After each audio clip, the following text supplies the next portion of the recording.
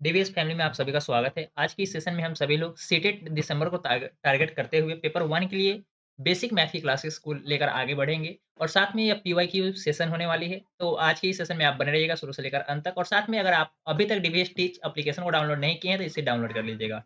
Play store पे आपको मिल जाएगी या डिस्क्रिप्शन बॉक्स में लिंक के माध्यम से आप डाउनलोड कर लीजिएगा। हर संडे को सुबह 9 बजे से लेकर शाम को 7 बजे तक निश्चित रूप से 2-3 टेस्ट आप दे सकते हैं बिल्कुल फ्री में।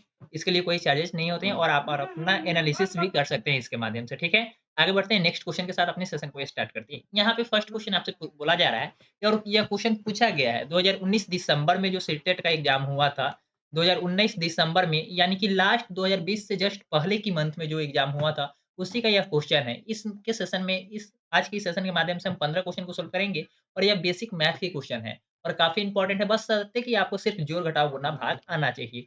यहाँ पे फर्स्ट क्वेश्चन पूछा गया है 3 brand A, B, C 3 brand का पेन है। क्या है? पेन है। ब्रांड का नाम है ए, बी और सी 3 कंपनी का है।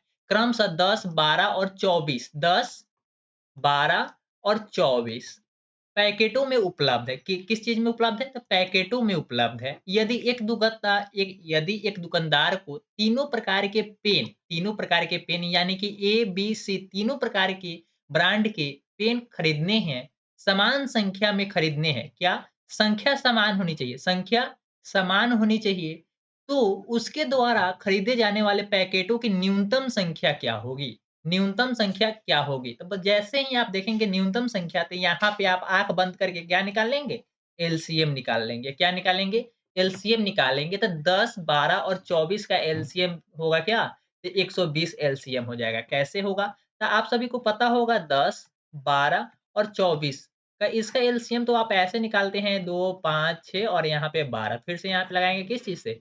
2 से भी लग जाएगा 5 यहाँ पे 3 और यहाँ पे कितना? यहाँ पे 6 हो जाएगा। अब यह 3 से लगेगा, तो यहाँ पे 5 हो जाएगा, यहाँ पे 1, यहाँ पे 2।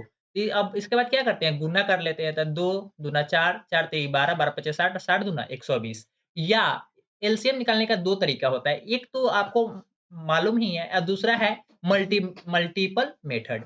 जैसे कि 24 का सबसे बड़ा नंबर कौन-सा आया था? 10, 12, 24 में सबसे बड़ा नंबर आपका कौन-सा आया? तो 24 ही है। तो 24 का मल्टीपल हम देखते चलेंगे और जहाँ पे मल्टीपल ये सभी से डिवाइड हो जाएगा या सभी अंक से डिवाइड हो जाएगा, तो वहीं हमारा एलसीएम हो जाएगा, ठीक है? तो 24 का मल्टीपल देखेंगे तो 24 होगा, 48 होगा, 72 होगा, 96 होगा, इसके बाद क्या हो जाएगा? 120 हो जाएगा। तो देखिए क्या 24 तो 24 से डिवाइड होगा, लेकिन 48 10 से डिवाइड होगा? बिल्कुल नहीं होगा। 72 10 से डिवाइड होगा? नहीं। 76 96 नहीं होगा। 96 डिवाइड नहीं होगा। 120 हाँ, डिवाइड हो जाएगा। 12 से 120 डिवाइड हो जाएगा। 24 से 120 डिवाइड हो जाएगा। यानी कि सबसे न्यूनतम जो हमें कॉमन मल्टीपल मिला वह क्या है? कॉमन मल्टीपल कौन-सा है? तो 120 इसलिए हमारा एलसीएम 120 होगा। इस टाइप से भी एलसीएम निकाल सकते हैं और यह शॉर्ट मेथड आपको जो पता है पहले से, वह तो आपको पता है ही। तो आज की सेशन में हम सभी लोग एलसीएम निकालने का दूसरा तरीका भी निकाले। पता किए तो वह कैसे था? तो लोएस्ट कॉमन मल्टीपल हमें ढूँढना था। ठीक है? तो इस प्रकार से 120 इसका सही आंसर है। एलसीएम निकला है। अभी तक हम सबसे पहले क्या निकाले? 120 हुआ। 120 को अगर आप 10 से डिवाइड करेंगे, कितना हो जाएगा? 120 को 12 से डिवाइड करेंगे तो कितना होगा? और यहाँ से जब आप 120 को 24 से डिवाइड करेंगे तो क्या हो जाएगा? तो देखिए, इसको डिवाइड करेंगे तो 12 हो जाएगा, इसको डिवाइड करेंगे तो 10 हो जाएगा और इसको डिवाइड करेंगे तो 5 हो जाएगा। तो देखिए, कहाँ पे आपका कहाँ पे आपको C इक्वल टू क्या लिखा हुआ है? 5, A बराबर 12, B बराबर 10, B बराबर 10, C बराबर 5। तो देखिए, C बराबर 5 ऑप्शन नंबर A और ऑप्शन नंबर D में लिखा हुआ है। यानी कि ऑप्शन नंबर बी और सी बिल्कुल गलत हो जाएगा क्योंकि सी बराबर 10 हो ही नहीं सकता, सी बराबर 12 हो ही नहीं सकता। क्या होगा? जब होगा तब 5 ही होगा, तो 5 होगा। इसके बाद ए बराबर 12 देखना है, ए बराबर क्या होगा? 12 होगा। तो क्या ऑप्शन नंबर ए में ए बराबर 10 कभी भी संभव है? नहीं। तो ऑप्शन नंबर 1 गलत, 2 गलत, 3 गलत। तो 3 ऑप्शन गलत हो गए तो 4 ऑप्शन में से जो बचा हुआ है वही आपका बिल्कुल सही आंसर हो जाएगा ऑप्शन नंबर 4। आगे बढ़ेंगे नेक्स्ट क्वेश्चन की ओर। आपको उम्मीद करता हूँ यह क्वेश्चन समझ में आ गई होगी। तो इसी टाइप के क्वेश्चन आपको हर संडे को सुबह 9 बजे से लेकर शाम को 7 बजे तक बिल्कुल फ्री ऑफ कॉस्ट आप डीवीएस टीच मोबाइल एप्लीकेशन के माध्यम से टेस्ट दे सकते हैं और आप एनालिसिस कर सकते हैं कि आपका कौन-सा चैप्टर या कौन-सा सेक्शन वीक है, ठीक है? सीटेट के लिए भी और बिहार एसएससी इसके साथ-साथ अन्य से कई सारी एग्ज़ामों के लिए टेस्ट बिल्कुल फ्री में आप दे सकते हैं, ठीक है? यहाँ पे देखिए एक क्वेश्चन कहा जा रहा है एक वर्ग की भुजा 4 सेंटीमीटर है। सबसे पहले वर्ग की चारों भुजा आपस में बराबर होती है और चारों कोण 90 डिग्री होते हैं, ठीक है? इतना तो कंडीशन आपको पता होना ही चाहिए और उम्मीद करता हूँ कि आपको पता होगा भी। कहा जा रहा है एक भुजा की लंबाई कितनी है? 4 सेंटीमीटर यानी कि यहाँ से लेकर यहाँ यहाँ तक की 4 सेंटीमीटर इसका डिस्टेंस है। क्या है? 4 सेंटीमीटर इसका डिस्टेंस है। इससे कहा जा रहा है इससे काट कर 4 बराबर वर्गों में विभाजित किया जाता है। 4 सेंटीमीटर है और 4 सेंटीमीटर को 4 बराबर भागों में बाँटेंगे, तो क्या होगा? 1-1 सेंटीमीटर भुजा वाला बन जाएगा वर्ग। 1-1 सेंटीमीटर वाला भुजा बनेगा या नहीं बनेगा? हाँ, बिल्कुल बन जाएगा। तो अब नया भुजा क्या बना? तो 1 सेंटीमीटर बना, जबकि पहले कितना था? 4 सेंटीमीटर था। तो 4 सेंटीमीटर वाले वर्ग वाले को हमें 4 बराबर हिस्सा में बाँटना था, यानी कि विभाजित करना था। तो हम क्या किए? 4 को 4 से डिवाइड किए, तो यानी कि 1 आया। 1 आया, 1 सेंटीमीटर आया। तो नया जो वर्ग बनेगा वह कितने सेंटीमीटर का होगा? तो 1 सेंटीमीटर होगा। तो प्रत्येक छोटे वर्ग का क्षेत्रफल क्या होगा? तो वर्ग का क्षेत्रफल आपको पता है क्या होता है? तो वर्ग का क्षेत्रफल बराबर हम लोग क्या लिखते हैं? भुजा स्क्वायर या बहुत सारे बोलते हैं कि भुजा गुना भुजा यानी कि side equal to side multiply side यानी कि साइड मल्टीप्लाई साइड भी बोलते हैं। तो भुजा गुना भुजा करेंगे या भुजा स्क्वायर लिखेंगे, तो 1 का स्क्वायर कितना होगा? 1 का स्क्वायर आप करेंगे 1 का स्क्वायर करेंगे तो कितना हो जाएगा? 1 हो जाएगा। यानी कि 1 क्या हो जाएगा? 1 सेंटीमीटर स्क्वायर क्योंकि क्षेत्रफल जब भी होता है वह किस चीज़ में होता है? वर्ग इकाई में होता है। किस चीज़ में होता है? वर्ग इकाई में होता है, ठीक है? क्वेश्चन नंबर 32 भी आपको समझ में आ गया होगा, उम्मीद करता हूँ। आगे बढ़ेंगे नेक्स्ट क्वेश्चन की ओर और निश्चित रूप से जो आज के टेस्ट में या आपको जो पीवाईक्यू कराए जा रहे हैं, निश्चित रूप से यहाँ से आपके एग्ज़ाम में इसी टाइप के क्वेश्चन हर एग्ज़ाम में सीटेट में तो पूछे ही जाते हैं। पेपर 1 और पेपर 2 में भी। पेपर 2 का थोड़ा-सा सिलेबस थोड़ा-सा इससे हार्ड लेवल का पूछता है, बशर्ते कि टॉपिक सेम ही है। 1-2 टॉपिक और पेपर 2 में ऐड हो जाते हैं, अन्यथा सभी सेम ही रहते हैं। यहाँ पे देखिए, ये ज्योमेट्री से या कह सकते हैं कि नॉर्मल आपसे नंबर की समझ के बारे में क्वेश्चन पूछा गया है। निम्नलिखित में से कौन-सा कथन क्या है? सही नहीं है। सही नहीं है। सबसे पहले आपको ध्यान देना है कि क्वेश्चन में क्या कहा जा रहा है? गलत ऑप्शन आपको ढूँढना है, गलत ऑप्शन आपको ढूँढना है। तो देखिए, सबसे पहले ऑप्शन नंबर 1 में कहा जा रहा है, सभी अभाज्य संख्या विषम संख्याएँ होती है। सभी अभाज्य संख्या। तो सबसे पहले आपको तो पता यही होना चाहिए कि अभाज्य संख्या किसे कहते हैं? अभाज्य संख्या किसे कहते हैं? तो आप कमेंट करके अवश्य बताइएगा कि अभाज्य संख्या हम किसे कहते हैं और अभाज्य संख्या कहाँ से स्टार्ट होती है? तो अभाज्य संख्या 2 से स्टार्ट होती है और अभाज्य संख्या का कंडीशन है कि कम से कम इसका 2 फैक्टर होना चाहिए। इसका कम से कम 2 फैक्टर होना चाहिए और वह फैक्टर एक तो पहला फैक्टर 1 होगा और दूसरा फैक्टर वह खुद नंबर होता है। जैसे कि 2 एक अभाज्य संख्या है और 2 अभाज्य संख्या 2 से ही शुरू होता है। अभाज्य संख्या 2 से ही शुरू होता है, तो इसका पहला फैक्टर 1 दूसरा फैक्टर 2 हो जाएगा। इसके बाद है 3 इसके बाद है 5 इसके बाद है 7 और इसके बाद हो जाएगा 11 ऐसी संख्या जो किसी और संख्या से ना कटे, या तो 1 से कटे या तो खुद से कटे। तो इस टाइप के जब आप संख्या देखेंगे तो 11 के बाद हो जाएगा 13, 13 के बाद 17, 17 के बाद 19, इसके बाद हो जाएगा आपका 23, 23 के बाद हो जाएगा 29 इस टाइप से। जो किसी दूसरे के पहाड़ा में नहीं आता हो, किसी दूसरे के टेबल में नहीं आता हो। जब इस टाइप से आप देखेंगे तो 3 का भी जब मल्टीपल देखेंगे या 3 का भी फैक्टर देखेंगे तो पहला 1 हो जाएगा और दूसरा 3 हो जाएगा। और 5 का देखेंगे तो 1, 5, 7 का देखेंगे तो 1, 7, 8 का देखेंगे, 11 का देखेंगे तो 1 और 11, 13 का देखेंगे तो 1 और 13, ठीक है? इस टाइप से हमारा पूरा क्या चलेगा? इस टाइप से हमारा फैक्टर चलता है। अभाज्य संख्या आपको समझ में आ गई होगी। अभाज्य संख्या का फैक्टर 2 होता है। कम से कम 2 फैक्टर होने चाहिए और वह फैक्टर पहला 1 होगा और दूसरा फैक्टर वह खुद संख्या होती है। तो अभाज्य संख्या आपको पता हो चुका है। तो देखिए, यहाँ पे अभाज्य संख्या कहाँ से शुरू हो रही है? 2 से, अगला है 3, अगला है 5, अगला है 7, इसके बाद है 11, ठीक है? तो यहाँ पे 2 कहा जा रहा है सभी अभाज्य संख्या। क्या कहा जा रहा है? ऑप्शन नंबर 1 में कहा जा रहा है कि सभी अभाज्य संख्या क्या विषम संख्या होती है? तो नहीं होती है। 2 क्या विषम संख्या है? विषम संख्या किसे कहते हैं? तो वैसी संख्या जो 2 से पूरा-पूरा ना कटे, तो विषम संख्या कहा जाता है। क्या कहा जाता है? विषम संख्या कहा जाता है। तो क्या 2 से 2 नहीं कटेगा? बिल्कुल कट जाएगा, तो ये तो विषम संख्या हो गया ना। तो आपका ऑप्शन नंबर 1 ही सही हो जाएगा। ऑप्शन नंबर 1 ही आपका इस क्वेश्चन के अकॉर्डिंग सही होगा। बल्कि यहाँ पे इस ऑप्शन के अकॉर्डिंग देखा जाएगा, यह ऑप्शन आपका बिल्कुल क्वेश्चन के अकॉर्डिंग ऑप्शन नंबर 1 ही सही होगा क्योंकि सभी अभाज्य संख्या विषम संख्या नहीं होती है। 2 भी अभाज्य संख्या है, लेकिन यह एक सम संख्या है। लेकिन आपके स्टेटमेंट में कहा जा रहा है कि सभी अभाज्य संख्या यानी कि अभाज्य संख्या जहाँ से शुरू होती है और जहाँ पे खत्म होती है, ऐसे अभाज्य संख्या का कोई अंतिम नहीं है, कोई अंत नहीं है। क्योंकि नंबर का कोई अंत है क्या? आप 0 से स्टार्ट करेंगे, नंबर यानी कि संख्या लिखना 1 से शुरू करेंगे और 100 भी लिखेंगे, 1000 भी लिखेंगे, 10 लाख भी लिखेंगे, 10 करोड़ भी लिखेंगे, 10 मिलियन भी लिखेंगे। तो क्या संख्या का कोई अंत है? तो बिल्कुल अंत नहीं है। इसी प्रकार से अभाज्य संख्या का भी कोई अंत नहीं है। तो आपको विषम संख्या, अभाज्य संख्या समझ में आ गई होगी और इस क्वेश्चन के अकॉर्डिंग आपका ऑप्शन नंबर 1 बिल्कुल सही है। आगे थोड़ा-सा और ऑप्शन को डिस्क्राइब कर लेते हैं, ताकि आपको समझ में आ जाए। अभाज्य संख्या अपरिमित होती है। अपरिमित का मतलब है कि अनलिमिटेड होती है, अनगिनत होती है। अपरिमित का मतलब यही होता है कि अपरिभाषित, इसको हम काउंट नहीं कर सकते। उसी को हम अपरिमित भी कहते हैं, अनगिनत भी कहते हैं और अनडिफाइंड भी कहते हैं, ठीक है? ऑप्शन नंबर 2 आपका क्या है? बिल्कुल सही होगा। किसके अकॉर्डिंग? यह स्टेटमेंट आपका सही है, बल्कि ऑप्शन नंबर 1 स्टेटमेंट गलत था, जिसकी वजह से आपका ऑप्शन नंबर 1 ही सही है, ठीक है? इस क्वेश्चन के अकॉर्डिंग। आगे कहा जा रहा है ऑप्शन नंबर 3 में अभाज्य संख्या केवल 2 गुणनखंड होते हैं। तो जैसे कि हमने भी बताया 2 एक अभाज्य संख्या है, तो 1 और 2 इसका क्या हो जाएगा? फैक्टर हो जाएगा। अभाज्य संख्या के केवल 2 गुणनखंड होते हैं, तो यह स्टेटमेंट बिल्कुल सही है। 1 अंक वाली केवल 4 अभाज्य संख्या, तो देखिए 1 अंक वाली अभाज्य संख्या, तो 1, 2, 3, 4 और 4 के बाद 7 के बाद कितना हो जाएगा? 11 आ रहा है, 11 के बाद 13 आएगा, तो क्या यह 1 अंक की संख्या है? नहीं ना, 11 1 अंक की संख्या है? नहीं, तो 2 अंक की संख्या है। कितने अंक की संख्या है? 2 अंक की संख्या है, तो यानी कि ये स्टेटमेंट में जो कहा जा रहा है 1 अंक वाली केवल 4 अभाज्य गुणनखंड है। अभाज्य संख्या है, तो ये भी स्टेटमेंट बिल्कुल क्या है? सही है। ये भी स्टेटमेंट क्या है? बिल्कुल सही है। तो हमें स्टेटमेंट गलत फाउंड करना था। जो गलत स्टेटमेंट थे, वही हमें ढूँढना था। तो ऑप्शन नंबर क्या हो जाएगा? ऑप्शन नंबर 1 इस क्वेश्चन के लिए बिल्कुल सही है। अगर आप चाहते हैं इस क्लास का पीडीएफ डाउनलोड करने के लिए इस क्लास का पीडीएफ डाउनलोड करने के लिए, इसके लिए आपको DVS teach mobile application download करना होगा और डॉक्यूमेंट या पीडीएफ वाले ऑप्शन में जाकर या यूट्यूब पीडीएफ वाले सेक्शन में जाकर आप इस क्लास का जो हैंड रिटन नोट्स है, वो आपको बिल्कुल फ्री में डाउनलोड कर सकते हैं। बिल्कुल फ्री में डाउनलोड कर सकते हैं और अपने मोबाइल के माध्यम से एक्सपोर्ट भी कर सकते हैं, उसे शेयर भी कर सकते हैं। आप इसे कोशिश करेंगे डाउनलोड कर लें और मोबाइल एप्लीकेशन को डाउनलोड करते वक़्त आप डीवीएस टीच एप्लीकेशन को 5 स्टार रेटिंग अवश्य देंगे।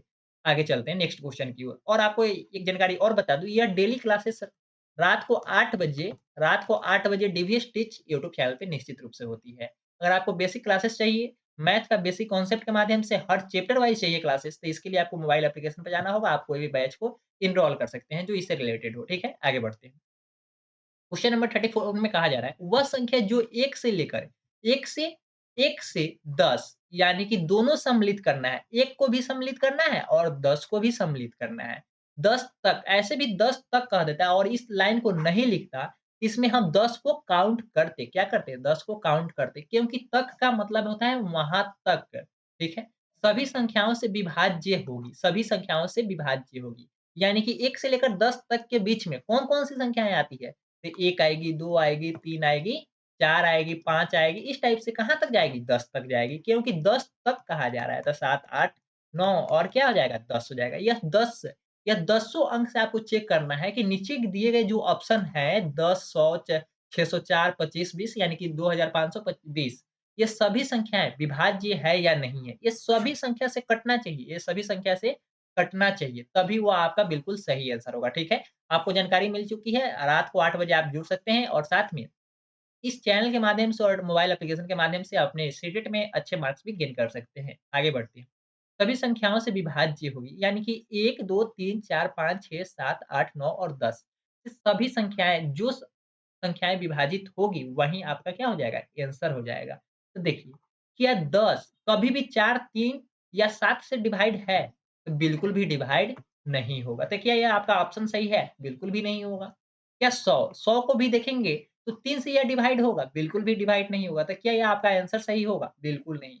देखिए 604 को देखेंगे तो 604 को अगर आप 6 से डिवाइड करेंगे, 6 से तो 60 कट जाएगा, लेकिन 4 डिवाइड होगा? तो नहीं होगा। तो देखिए आपका जब ऑप्शन नंबर 3 गलत हो गया, 1, 2, 3 गलत हो गए, तो चौथा ऑप्शन आपका बिल्कुल सही हो जाएगा। क्या हो जाएगा? चौथा ऑप्शन आपका बिल्कुल सही हो जाएगा। ऐसे भी आप चेक करेंगे, तो 1 से तो सभी संख्याएँ डिवाइड होती है, 1 से तो सभी संख्याएँ डिवाइड होती है और 10 से देखेंगे, तो 10 तो 20 से डिवाइड होगा ना, लास्ट का 2 अंक देख लेंगे तो 10 से डिवाइड हो जाएगा। आपको 1 से लेकर कहाँ तक? 1 से लेकर 10 तक के विभाज्यता का रूल आपको पता होना चाहिए, तब इस क्वेश्चन को आप देखते ही इसका आंसर लगा लेते हैं, ठीक है?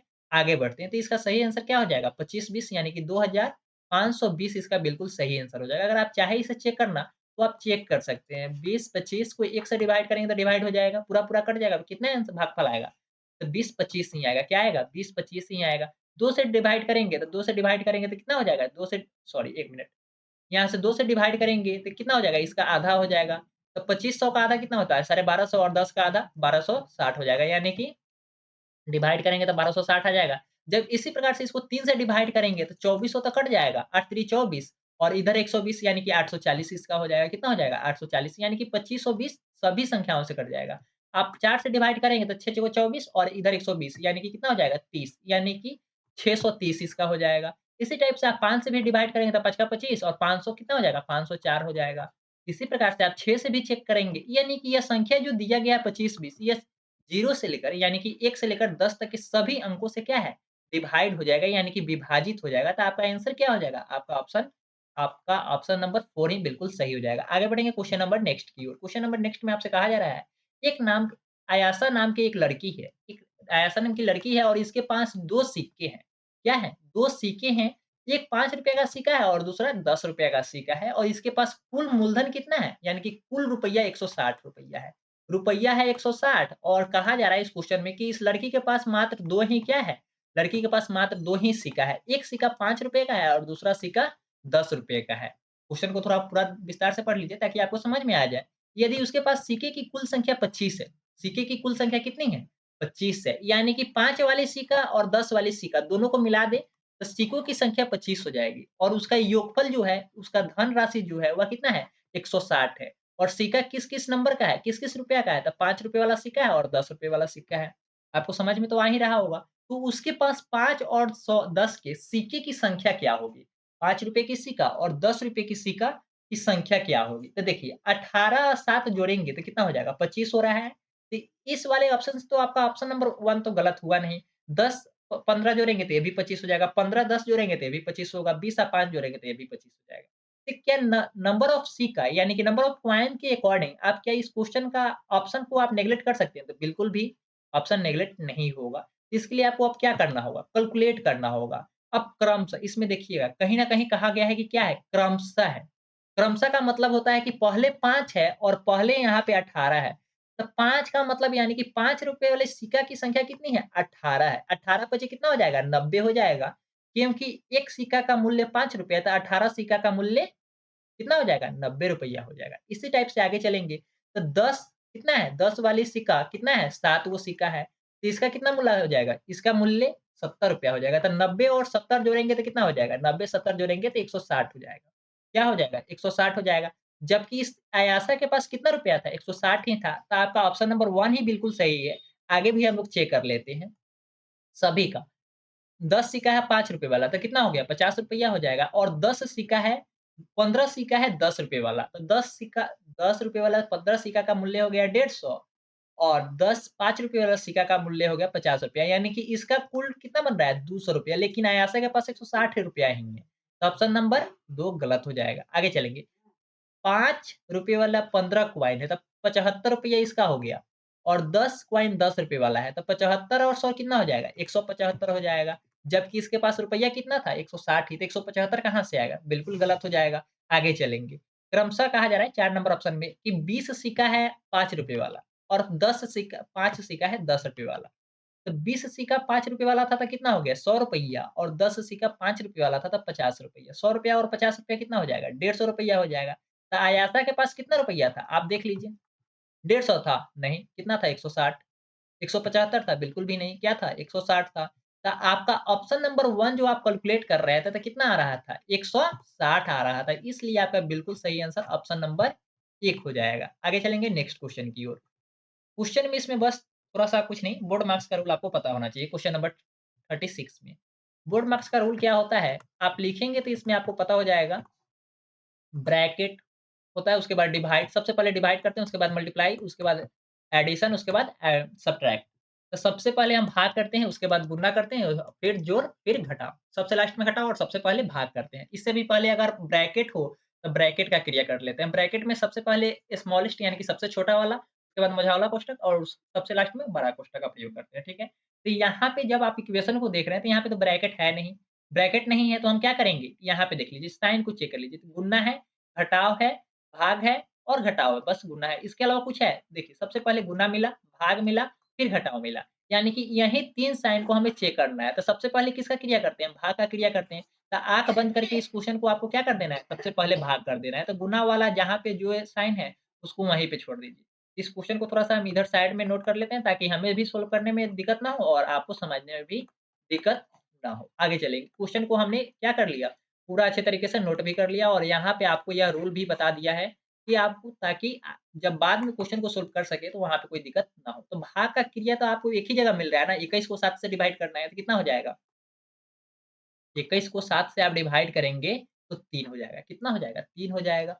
यहाँ पे फिर से घटाव है। अब क्या करना है? 3 गुना 12.5 जब इसको गुना करेंगे 17.5 को 3 से गुना करेंगे तब ₹52.50 आएगा यानी कि 52.5 17 तिया 51 और आधा को 3 से गुना करेंगे यानी कि 50 पैसा को 3 से गुना करेंगे तो ₹1.5 हो जाएगा, ठीक है? यानी कि 51 और डेढ़ 52 साढ़े 52 हो जाएगा। आगे चलेंगे। घटाव फिर से 3 फिर से क्या हो जाएगा? 12 को साढ़े 12 को आप 3 से गुना करेंगे तो साढ़े 37 हो जाएगा। कितना? 12 तिया 36 और डेढ़ कितना हो जाएगा? साढ़े 37 ठीक है? साढ़े 37 अब यहाँ पे देखिए हमें क्या करना है? भाग कर लिए, गुना कर लिए। इसके बाद हमें क्या करना होगा? इसके बाद हमें उसके सबसे पहले जोड़ करना होगा, उसके बाद क्या करना होगा? घटाव करना होगा। सबसे पहले जोड़, उसके बाद घटाव करना होगा। सबसे पहले जोड़ और फिर घटाव करना होगा। तो यहाँ पे देखिए, जब साइन दोनों सेम होता है, तो आपको तो इतना पता होगा कि अगर घटाव है और फिर से घटाव है, तो ये दोनों को आपस में जोड़ देते हैं, लेकिन साइन कितना होता है? माइनस का ही साइन होता है, ठीक है?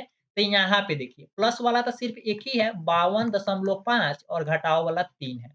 यानी कि 2 अंक है, तो दोनों अंक को जोड़ेंगे, एक 3 और साढ़े 37 को जोड़ेंगे तो कितना हो जाएगा? 3 और साढ़े 37 को जोड़ेंगे तो साढ़े 40 हो जाएगा यानी कि 40.5 अब हमें घटाना है 52.5 में से 40.5 घटाना है। तो 52 में से 40 घटाएँगे तो 12 हो जाएगा और 5 में से 0.5 में से 0.5 घटाएँगे तो कितना हो जाएगा? 0 हो जाएगा यानी कि इसका सही आंसर क्या हो जाएगा? 12 हो जाएगा। तो क्या 52.5 कभी भी संभव है इसका आंसर? बिल्कुल नहीं। ऑप्शन नंबर 1 गलत हो जाएगा।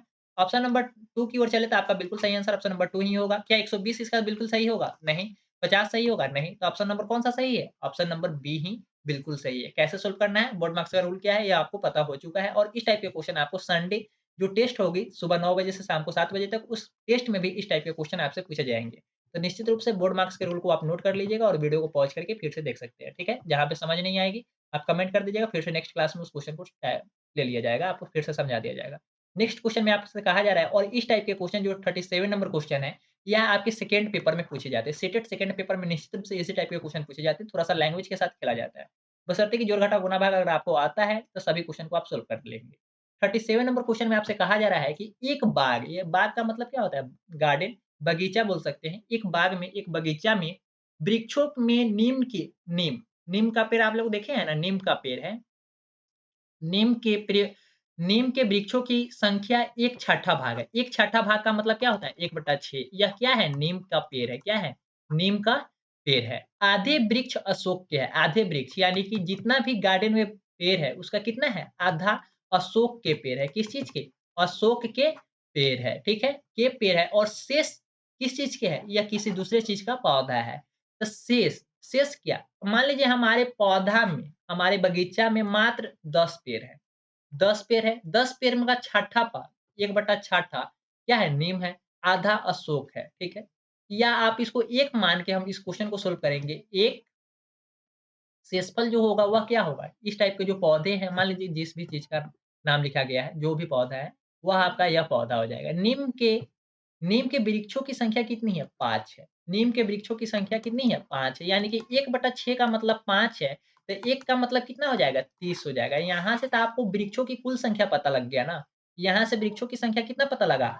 यानी कि उस बगीचा में कितना है? कुल वृक्ष 30 है। कितना है? 30 है। कितना है? 30 है। आपको पता लग गया कुल कितना है? 30। तो नीम का 1/6 भाग था, तो नीम का कितना हो जाएगा? 5। नीम का पौधा इसमें 5 है, जबकि आधा भाग अशोक का है, तो 30 का आधा कितना हो जाएगा? 30 का 1/2 आपका 15 हो जाएगा। कितना हो जाएगा? 15 और बाकी जो शेषफल है, वह मान लीजिए जो अलग नाम दिया गया है, केला का, सेब का, जो भी 14 जिस भी चीज़ का पौधा है, वह आपका क्या होगा? आधा होगा। तो 15 और 5 जोड़ेंगे तब 20 हो जाएगा। 30 में से 20 चला गया तो कितना बचेगा? 10 यानी कि जो अलग भाग है, जो अगला पौधा है, तीसरे टाइप का जो पौधा है, उसका संख्या कितना है? 10 है। तो आपको वही संख्या पूछा जा रहा था। तो इस टाइप से आप इसको जब सोल्व करेंगे, तो 10 इसका बिल्कुल सही आंसर होगा। हमें ज़्यादा कैलकुलेट करने की आवश्यकता नहीं है, बशर्ते कि सही आंसर किस टाइप से हम निकाल पाते हैं और कितना जल्दी निकाल पाते हैं, यही एग्ज़ाम का महत्व होता है और कम टाइम में क्वेश्चन को सॉल्व करना होता है। देखिए, यहाँ पे बहुत सारे टीचर या बहुत सारे बच्चे जैसे ही समय का क्वेश्चन देखा जाता है, तो यहाँ पे डिस्टेंस से अकॉर्डिंग क्वेश्चन बहुत सारे टाइम एंड डिस्टेंस के क्वेश्चन को सॉल्व करना शुरू कर देते हैं। तो ऐसा नहीं करना है। यहाँ पे देखिए सिर्फ़ टाइम को काउंट करना है, टाइम को हमें जोड़ना है। अगर आपको कह दिया जाए छ 6 घंटा 40 मिनट और 7 घंटा 30 मिनट को हमें जोड़ना है, टोटल समय कितना हुआ? आप क्या करेंगे? यहाँ पे 70 मिनट हो गया, 70 मिनट तो क्या हो जाएगा? घंटा हो जाएगा, 1 घंटा 10 मिनट और इधर 6 और 7 6 घंटा और 7 घंटा, 13 घंटा और 1 घंटा 10 मिनट, यानी कि 14 घंटा कितना हो जाएगा? 14 घंटा 10 मिनट इसका बिल्कुल सही आंसर होगा। अगर आपको टाइम को जोड़ना और घटाना आता है, तो इस टाइप के जो समय से रिलेटेड टाइम से रिलेटेड जो क्वेश्चन पूछे जाते हैं, वो आप बिल्कुल सही बना पाएँगे। अगर आप टाइम को जोड़ और घटाव नहीं कर सकते हैं, तो आपका आंसर सही नहीं निकलेगा। तो 13 8 नंबर क्वेश्चन में आपसे कहा जा रहा है, एक रेलगाड़ी दिल्ली से कहाँ से?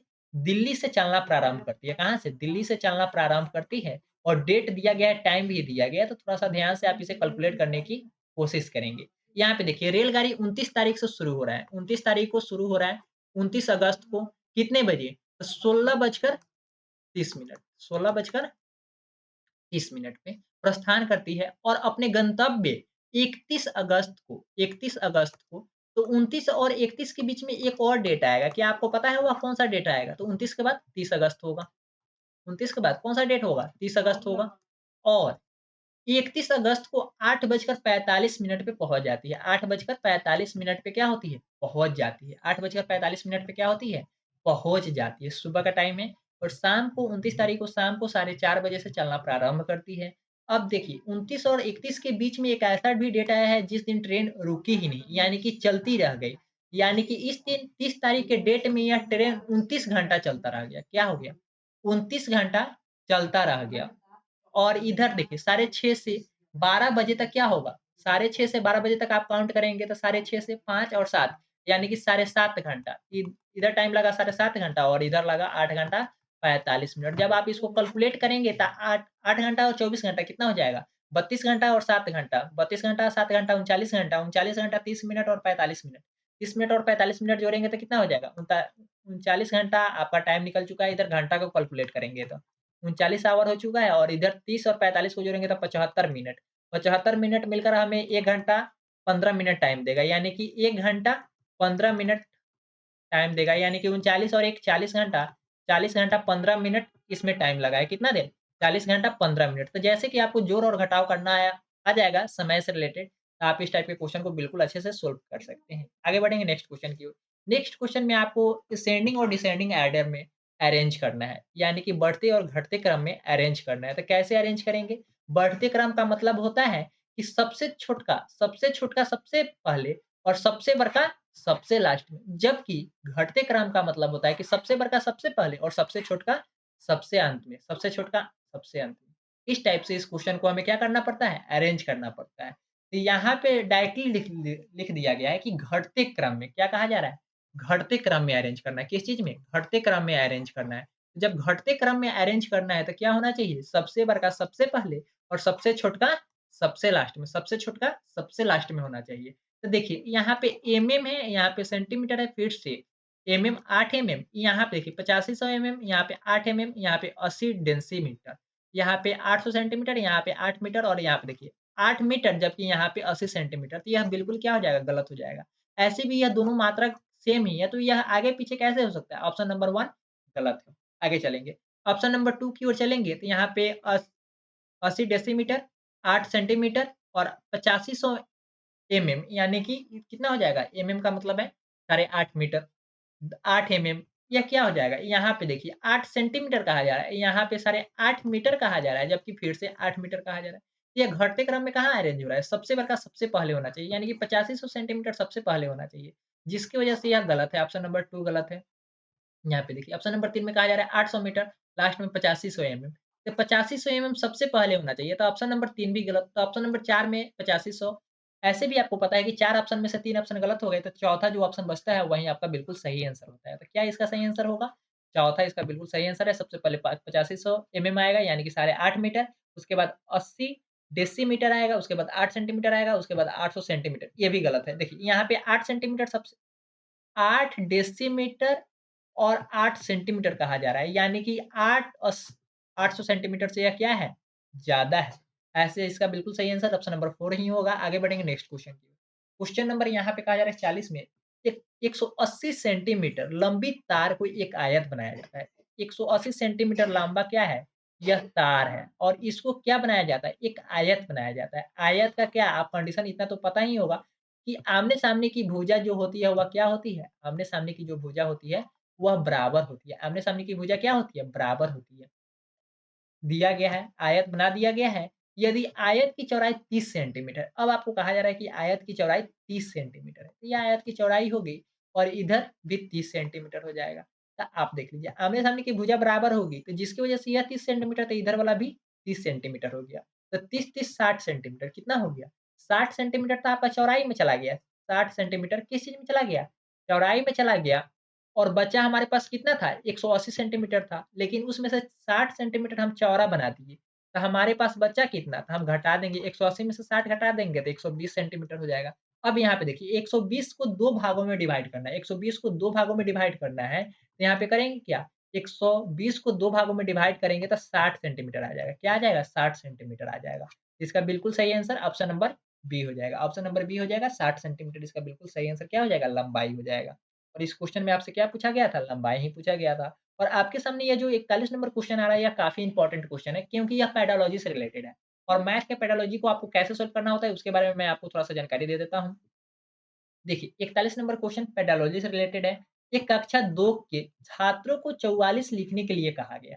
एक कक्षा में एक छात्र है, जिसको क्या कहा गया? 44 लिखने के लिए। टीचर के द्वारा कहा गया है कि 44 लिखो बालक, जबकि इसने लिख दिया 404, 404 लिख दिया क्या? कुछ ने 404 लिखा, कुछ ने क्या किया? 404 लिखा। अध्यापक के रूप में आप इसको कैसे संबोधित करेंगे? इस बालक को क्या गलत लिखा, क्या सही लिखा या इसे आप कैसे समझाएँगे? इसके बारे में आपसे क्वेश्चन पूछा जा रहा है और आपके मानसिकता को चेक किया जा रहा है कि आप कैसे इस क्वेश्चन को सॉल्व करेंगे और बच्चे को समझा पाएँगे। इसमें कहा जा रहा है उनकी कॉपियों पर सही उत्तर लिख देंगे कि एक बार में बच्चों को पेडालॉजी जब आप लोग पढ़ रहे होंगे, कहीं से भी पढ़ रहे होंगे या तैयारी कर रहे होंगे, तो आपको बस इतना बताया जाता है कि बच्चों को इस टाइप से पढ़ाया जाए कि वह करके सीखे, यानी कि खुद से सीखे, खुद से सीखे। क्या करे? खुद से सीखे। यह आंसर थोड़ी देर के लिए सही हो सकता है। आगे के ऑप्शन को हम लोग देख लेते हैं क्योंकि पेडालॉजी में जो सटीक आंसर होते हैं, जो सबसे ज़्यादा सन्निकट होते हैं, वही हमारा पेडालॉजी सही होता है। और ऐसे पेडालॉजी के आंसर को आप क्लेम भी नहीं कर सकते हैं कि यह सही है या गलत है क्योंकि उसका कोई प्रूफ ही नहीं मिलता। उसका कोई प्रूफ ही नहीं मिलता। इसलिए सीटेट जो मानता है वही आपको बिल्कुल सही आंसर मानना पड़ेगा। तो आगे हम चलेंगे।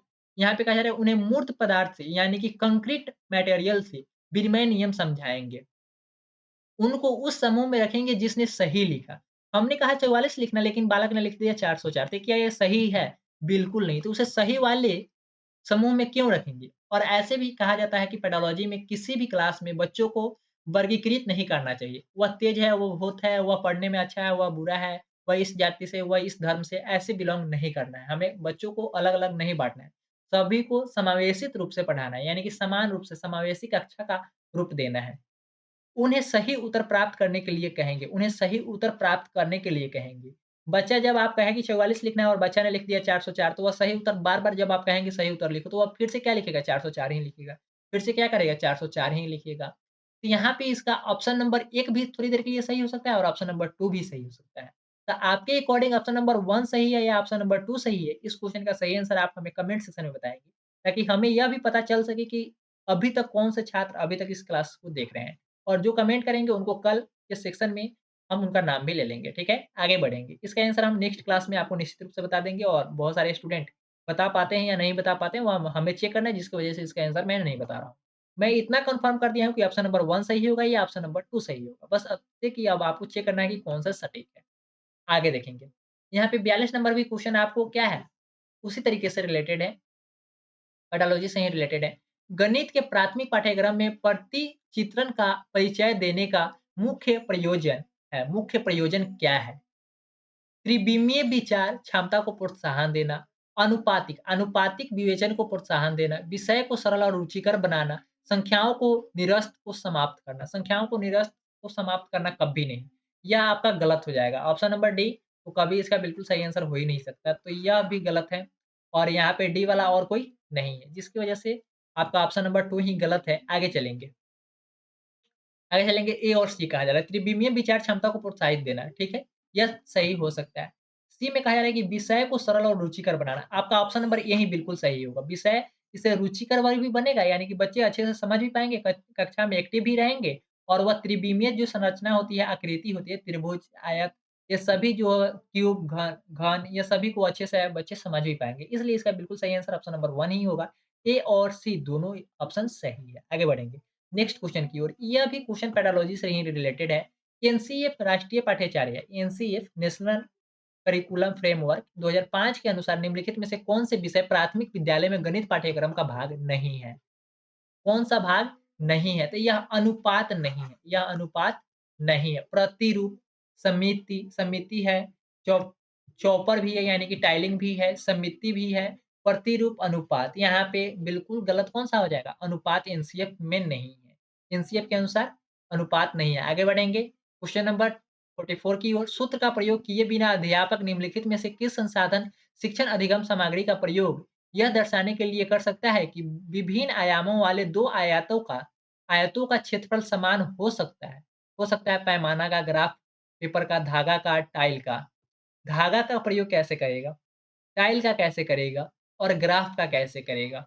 इसका आंसर भी आप हमें कमेंट सेक्शन में बताएँगे और ये इसी के साथ अपनी सेशन समाप्त हो रही है। लेकिन इससे पहले मैं आपको बता दूँ कि डीवीएस टीच मोबाइल एप्लीकेशन आ चुका है और हर संडे को इस पे टेस्ट होती है जो कि बिल्कुल फ्री ऑफ कॉस्ट होती है। सीटेट के साथ-साथ बिहार एसएससी, इसके साथ अन्य कई सारी परीक्षाओं के लिए हर संडे को सुबह 9 बजे से लेकर शाम को 7 बजे तक एग्ज़ाम होते हैं और उसका आंसर उसी दिन रात को उस एग्ज़ाम का जो सही आंसर होता है वीडियो के माध्यम से सॉल्यूशन भी करा दिए जाते हैं। तो आप वीडियो के माध्यम से सॉर्ट आउट भी कर सकते हैं और क्वेश्चन को अटेम्प्ट करने के बाद आपको यह पता लग सकता है कि किस चैप्टर में हमें कितना नंबर प्राप्त हो रहा है या हमारा कौन-सा चैप्टर वीक है। इसलिए आज ही प्ले स्टोर से डीवीएस टीच मोबाइल एप्लीकेशन को डाउनलोड कर लेंगे और साथ ही साथ मॉक टेस्ट तो देंगे ही देंगे संडे को सुबह 9 बजे से शाम को 7 बजे तक और उसका आंसर मॉक को सबमिट करने के बाद ही आपको आंसर मिल जाएँगे, ठीक है? वीडियो के माध्यम से मिल जाते हैं। आगे बता दूँ अगर आपको मैथ का चैप्टर वाइज़ क्लास करना है तो इसके लिए आपको मोबाइल एप्लीकेशन के माध्यम से कोई भी बैच को एनरोल कर लेंगे। उससे रिलेटेड बिहार एसएससी की तैयारी करना चाहते हैं तो उसके लिए भी जो बैच चल रही है उसमें एनरोल कर सकते हैं, आपको अच्छी लगे तो, ठीक है? आज के लिए इतना ही, फिर मिलेंगे हम लोग कल वाली सेशन में, लेकिन आज वाली सेशन में जो आपको क्वेश्चन दिया गया है, होमवर्क दिया गया है, उस क्वेश्चन को सॉल्व करेंगे और साथ में कमेंट सेक्शन में आप हमें निश्चित रूप से बताएँगे। अगर आपको वीडियो अच्छी लगी होगी तो इस वीडियो को अपने सारे दोस्तों के साथ शेयर भी कर दीजिएगा और आज के लिए इतना ही, हम लोग फिर से कल मिलेंगे। Thank you so much.